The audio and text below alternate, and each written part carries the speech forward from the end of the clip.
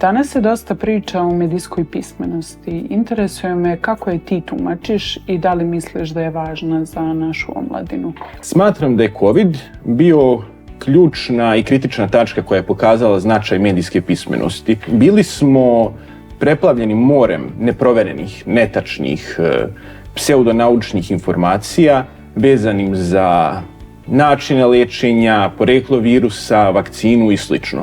Prvi faktor jeste to što smo navikli da tražimo brza i laka rješenja.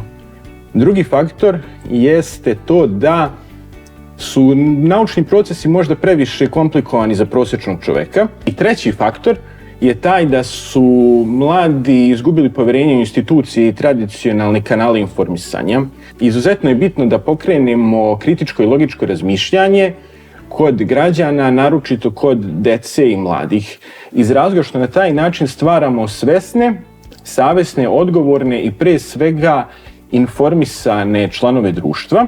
Možemo zaključiti da je medijska pismenost ne samo nužna, nego je na sve to i društvena potreba.